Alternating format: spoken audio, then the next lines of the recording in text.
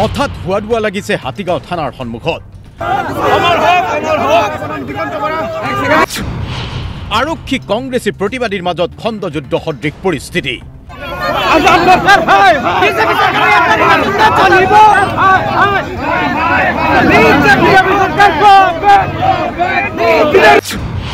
এফালে আৰক্ষী, আনফালে যুযুধান কংগ্ৰেছী। ভূপেন বৰাৰ নেতৃত্বত আগবাঢ়িছে প্ৰতিবাদী সমদল। দুদিন পূৰ্বে ৰাজভৱন চলো কাৰ্যসূচীত কংগ্ৰেছৰ এজন নেতা মৃদুল ইছলামৰ মৃত্যুৰ পিছত কংগ্ৰেছে আয়োজন কৰিছিল সৰ্বধৰ্ম প্ৰাৰ্থনা সভাৰ আৰু খবৰ ওলাইছিল ভূপেন বৰাক ঘৰতেই আবদ্ধ কৰি ৰখাৰ আৰু লগে লগে ভূপেন বৰাৰ নেতৃত্বত ঘৰৰ পৰাই মানৱেন্দ্ৰ শৰ্মা কমপ্লেক্সত থকা কংগ্ৰেছৰ কাৰ্যালয় অভিমুখে সমদল আৰু এই সমদল কৰি অহাৰ সময়তেই ভূপেন বৰাৰ প্ৰতিবাদী সমদলক ভেটা আৰক্ষীৰ।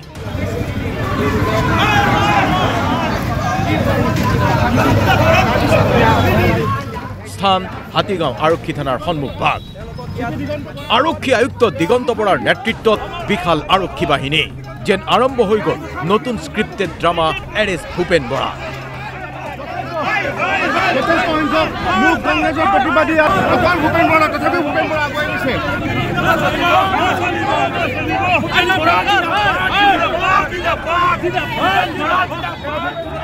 লগে লগে হুলস্থুলীয়া পৰিস্থিতি।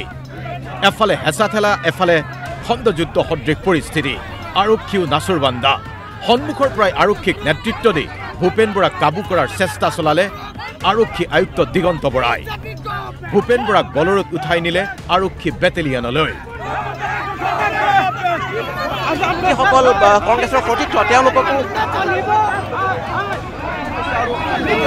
কৰি আছে আগুৱাই লৈ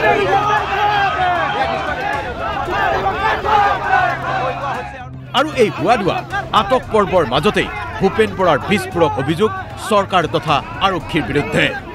এইটো হৈছে চৰকাৰ পতনৰ আগজাননী। যেতিয়াই চৰকাৰৰ পতন আৰম্ভ হয় তেতিয়াই চৰকাৰে গুৰু গোসাঁই নুমানি, আইন কানুন নামানি একনায়কত্ববাদী হয়। এইটো মানে দেশে দেশে এই ইতিহাস প্ৰতিফলিত হৈ আহিছে আৰু অসমতো হিমন্ত বিশ্বৰ সেইটোৱে হৈছে। তেওঁৰ পতন আসন্ন, পতন অনিবাৰ্য। আমাৰ সতীৰ্থ এজন ঢুকাব লগা হৈছে, তেওঁলোকে হত্যা কৰিছে। আচলতে আমি শ্বহীদ হিচাপে তেখেতক আমি ঘোষণা কৰা হৈছে। গতিকে তেখেতৰ শ্ৰদ্ধাঞ্জলি অনুষ্ঠানত আমাৰ মানুহক বিভিন্ন ঠাইৰ পৰা আহিব দিয়া নাই, তেওঁলোকে বিভিন্ন ঠাইত বন্ধ কৰি থৈছে। লক্ষণীয় কথা এয়াই যে এই সমদলৰ নেতৃত্ব ভূপেন বৰাই লৈছিল, লগত আছিল কংগ্ৰেছৰ দুই নেতা ৰিপুণ বৰা, মীৰা বৰঠাকুৰ। আটক হ'ল ৰিপুণ বৰা, মীৰা বৰঠাকুৰো আৰু তাৰ মাজতেই কংগ্ৰেছীৰ শ্লোগান চৰকাৰৰ বিৰুদ্ধে, কংগ্ৰেছীৰ শ্লোগান আৰক্ষীৰ বিৰুদ্ধে।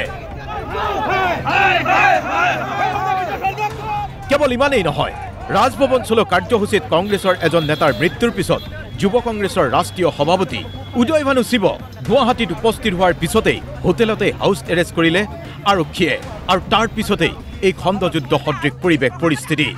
এজন যুৱ কংগ্ৰেছৰ ৰাষ্ট্ৰীয় সভাপতিক কোনো জাননী নিদিয়াকৈ হাউচ এৰেষ্ট কৰা বিষয়টোক লৈ কংগ্ৰেছীৰ মাজত উঠিল ক্ষোভৰ জোৱাৰ, যাৰ বাবে পদব্ৰজে ভূপেন বৰাই ঘৰৰ পৰাই উলিয়াইছিল সমদল। পুলিচে দেখিছে বিজেপি চৰকাৰৰ পুলিচ ৰাস্তাৰে গণতান্ত্ৰিকভাৱে আন্দোলন কৰিবলৈ নিদিয়ে। আমাক ন্যায়সংগতভাৱে আমাক আজি শ্বহীদ জনাক আজি শ্ৰদ্ধাঞ্জলি জনাবলৈ নিদিয়ে। শ্বহীদ মইদুল ইছলামৰ কাৰণে কৰিছো, আমাৰ ব্যক্তিগত স্বাৰ্থত কৰা নাই। বিজেপি চৰকাৰ পুলিচ প্ৰশাসনে আমাৰ ওপৰত যিটো অত্যাচাৰ কৰিলে আপোনালোকে সকলো মিডিয়া সাংবাদিকসকলে আছে দেখিছে। মৃদুল হত্যাৰ বিচাৰ লাগিবই। কোনো কাৰণতে চৰকাৰে ইয়াৰ পৰা দায় সাৰিব নোৱাৰে। সংবিধানে আমাক আন্দোলন কৰাৰ অধিকাৰ দিছে।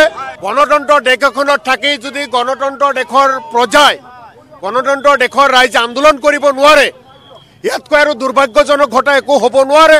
কোনো কাৰণত আন্দোলন বন্ধ নহয়, কোনো কাৰণত আন্দোলন বন্ধ নহয়। ৰাস্তা ব্লক হৈছে, আমাৰ মানুহ হত্যা কৰিছে।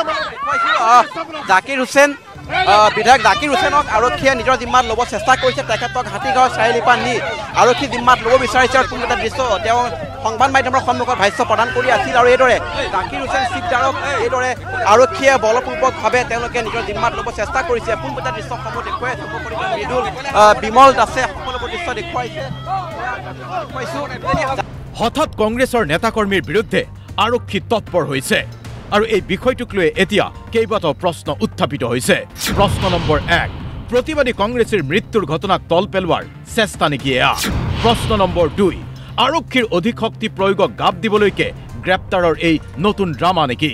প্ৰশ্ন নম্বৰ 3, মহানগৰ আৰক্ষীৰ ভুল গাপ দিবলৈকে নতুন স্ক্ৰিপ্ট এৰেষ্ট ড্ৰামা আৰম্ভ হৈ গ'ল নেকি মহানগৰ আৰক্ষীৰ? আৰু হাতীগাঁও থানা তথা আৰক্ষী আয়ুক্ত লক্ষণীয় কথা এয়াই যে দুদিন পূৰ্বে ৰাজভৱন চলো কাৰ্যসূচীত আৰক্ষীয়ে নিয়ম ভংগ কৰাৰ গুৰুতৰ অভিযোগ উত্থাপন কৰি সৰব হৈছে কংগ্ৰেছ নেতৃত্ব। আনকি গুৱাহাটী মহানগৰীত আৰক্ষী ৰাজ চলাৰো গুৰুতৰ অভিযোগ আনি সৰব হৈছে কংগ্ৰেছৰ ইগৰাকীৰ পিছত সিগৰাকী নেতাকৰ্মী, যাৰ বাবে কংগ্ৰেছৰ বিৰুদ্ধে এতিয়া পৰিকল্পিতভাৱে নতুন স্ক্ৰিপ্টেড ড্ৰামা এই এৰেষ্ট আৰম্ভ হৈছে নেকি? সেই প্ৰশ্ন এতিয়া আৰম্ভ কৰিছে কংগ্ৰেছৰে বহু নেতাকৰ্মীয়ে। বিধায়ক জাকিৰ হুছেইনক আৰক্ষীয়ে নিজৰ জিম্মাত ল'ব চেষ্টা কৰিছে। তেখেতক হাতীগাঁৱৰ চাৰিআলিৰ পৰা নি আৰক্ষী জিম্মাত ল'ব বিচাৰিছে আৰু ব্যুৰো ৰিপৰ্ট DY 365।